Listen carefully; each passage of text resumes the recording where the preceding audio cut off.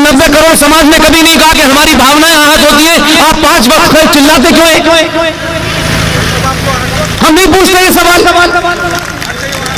इस तथाकथित सेकुलर भारत के अंदर ये जो अजान दी जाती है, इस अजान में क्या कहा जाता है? उसकी लाइन क्या है? अल्लाह के सिवा कोई दूसरा इबादत के लायक नहीं है। ये सेकुलर भारत है, यहां अलग अलग लोग अलग अलग चीजों को पूछते हैं। आपको 5 वक्त लाउड स्पीकर पर यह धमकाने की इजाजत किसने दी है कि आप कहें कि अल्लाह के अलावा किसी की पूजा नहीं हो सकती? ये किसने इजाजत दी आपको? राम राम मित्रों, आप सभी का हार्दिक स्वागत है आपके अपने चैनल द हिंदुस्तानी कल्चर में।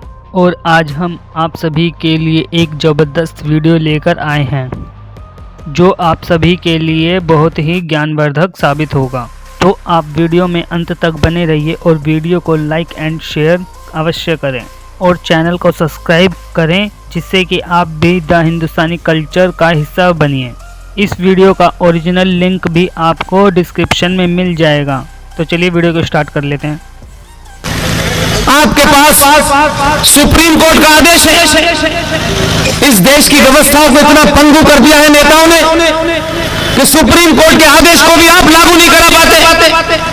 व्यवस्थाएं जिस तरीके से धीरे धीरे चरमराई है, हमको बताया गया शुरू में कि ये जो पब्लिक सर्वेंट हैं, ये जो लोक सेवक हैं, ये लोगों की सेवा के लिए आए हैं, लेकिन जब वो IAS PCO बन जाते हैं तब बताया जाता है कि ये पब्लिक सर्वेंट हैं, सरकारी कर्मचारी हैं, लेकिन धीरे धीरे वही लोग पार्टी के कार्यकर्ता बन जाते हैं।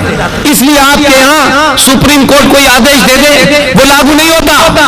हम बड़ी सुप्रीम कोर्ट में जाकर के अर्जियां लगाते हैं, सुप्रीम कोर्ट के जजेस हर बात के ऊपर सुओ मोटो भेज देते हैं, कभी किसी IG और DIG को बुला लेते हैं, कभी किसी नेता को बुला लेते हैं, संसद में पास किए कानून के बाद दोबारा सुनवाई करना शुरू कर देते हैं। क्या हमारी लोकतांत्रिक व्यवस्था में संसद अगर सबसे ऊपर है तो फिर सुप्रीम कोर्ट को किसने आदेश दिया कि 9 जज बैठ करके राफेल पे भी चर्चा करेंगे, 370 पे भी चर्चा करेंगे, सबरीमाला पे भी दखल देंगे, जलीकट्टू पे भी दखल देंगे, दहीहांडी पे भी दखल देंगे? भाई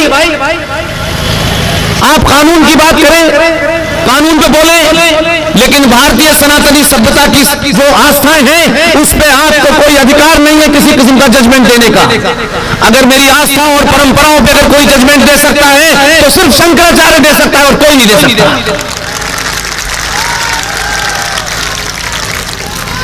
इसलिए मैं कहता हूं कि आप जब भी वंदे मातरम गाएं, सामूहिक गाएं, खासतौर से वो प्रोग्राम जिसमें सत्ताधारी न हो, सरकार न हो, कि सरकार के लोगों का बंधन है कि अगर कोई झूठ है तो उस झूठ को चलाना है और ये झूठ लंबे समय तक चले हैं। लेकिन इस देश में अब बात कही जा रही है कि हिंदू जो है इंटॉलरेंट हो गया है, क्योंकि हिंदू ने सही सुनने और सही बोलने का साहस पैदा कर लिया है। इसलिए लोगों को लगता है ये इंटॉलरेंट हो गया है। और मैं मानता हूं कि हम ये जो बार बार हमारे ऊपर दाग लगाया जाता है, आपसे कहा जाता है कि साहब हिंदू तो सहिष्णु था, तो ये सहिष्णु की परिभाषा ये नहीं है कि आप अपनी गंदगी हमारे ऊपर डालें और हम अगर आपसे मने कर दें तो आप कहें कि नहीं आप तो कम्युनल हो गए हैं। लिहाजा मैं मानता हूं कि 2014 में एक मुहिम चली इस देश के अंदर कि हमें सफाई अभियान करना है, स्वच्छता अभियान करना है। हम लोग क्योंकि लंबे समय से ज्यादातर बातों को हल्के में लेते हैं, हल्के शब्दों में समझते हैं, इसलिए हम सब ने समझ लिया कि सिर्फ इस देश का जो प्रधानमंत्री है वो ये कह रहा है कि सड़कों के किनारे जो गंदगी है वो ही साफ करनी है। सड़क तो पहले भी साफ हो रही थी और अभी भी साफ हो रही है। इस स्वच्छता अभियान का एक ही अर्थ है मेरी निगाह में, जो अधर्मी है, जो राष्ट्र के खिलाफ है, उन्हें समाप्त करिए। यही सबसे बड़ा स्वच्छता अभियान है और ये जिम्मेदारी राष्ट्र को उठानी चाहिए, हर उस नागरिक को उठानी चाहिए जिसकी सीधे तौर पर भूमिका सरकार में नहीं है।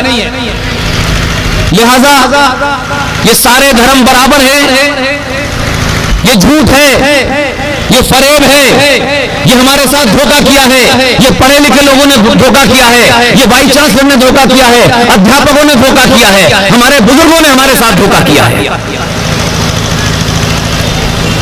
इसलिए हम सब ये समझते हैं कि जो कुछ भी कानून बनता है वो राष्ट्र के लिए बनता है। नहीं, ऐसा नहीं होता। संविधान में एक धारा है, बहुत कम लोग जानते होंगे क्योंकि हमारे यहाँ ऐसी बातों पर चर्चा नहीं होती। हर उस बात पर चर्चा होती है जिसमें प्रॉफिट और लॉस का मामला होता है।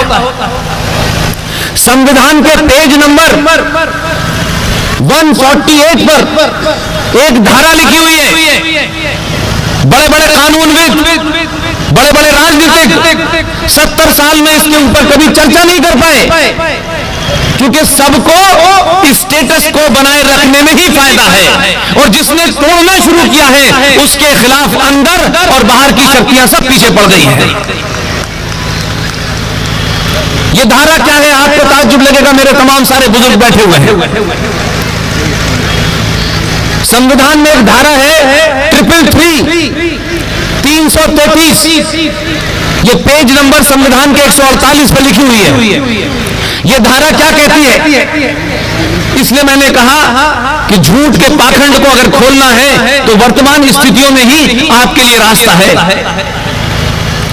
जब अंग्रेज यहां से गए, जब उनको जाना पड़ा तो बहुत सारे अंग्रेज यहां रह गए थे जो छोटे कर्मचारी लेवल के थे। उन कर्मचारियों ने, उन अंग्रेजों ने भारतीय महिलाओं से शादी की और वो यहीं बस गए।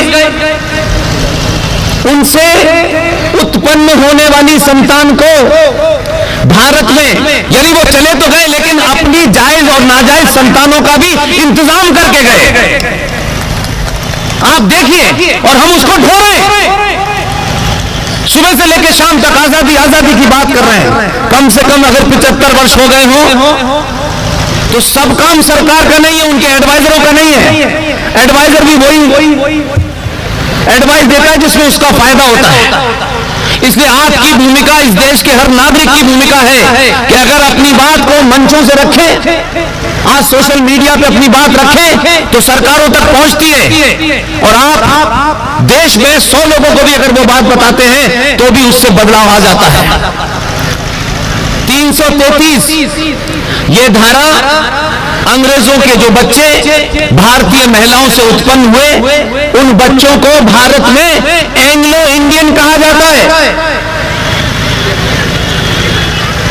और ये धारा संविधान में भारत की संसद के अंदर, लोकसभा के अंदर जो 545 सीटें हैं उसमें से 543 पे चुनाव होता है और ये 2 सीटें एंग्लो इंडियन के लिए राष्ट्रपति नामित करता है।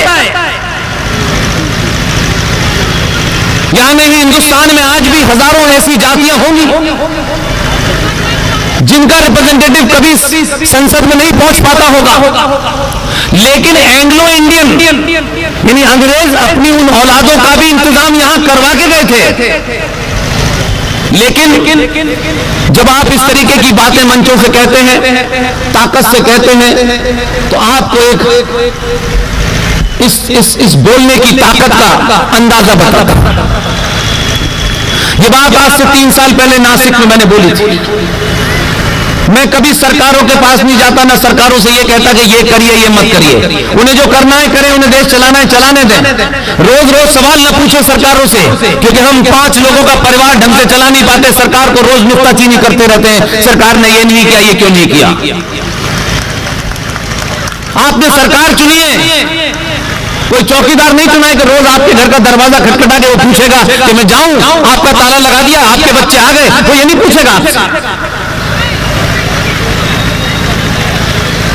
इसलिए जब आप इस तरीके की भाषाओं में कहते हैं, पिछले 1 साल पहले भारत की संसद के अंदर भारत के लॉ मिनिस्टर ने जब इस पे चर्चा की तो मुझे लगा कि बात सही जगह पहुंच गई।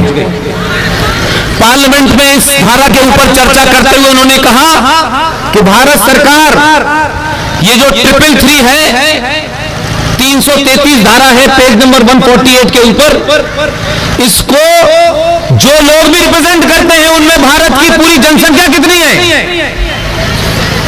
संसद में लॉ मिनिस्टर का बयान है कि लोकसभा में 2 और हर विधानसभा में 2 ऐसे लोगों को नामित किया जाता है। पता यह चला कि भारत की सरकारों को ढूंढना पड़ता है कि एंग्लो इंडियन कहीं मिल जाए। टोटल पॉपुलेशन बताई गई पूरे भारत में 262 उनकी गिनती है और लोकसभा में 2 सीटें उनकी हैं और हर विधानसभा में 2 सीटें हैं। इससे बड़ा कोई फ्रॉड हो सकता है? लेकिन मुझे खुशी है कि सरकार ने इसे निरस्त करने का फैसला ले लिया है।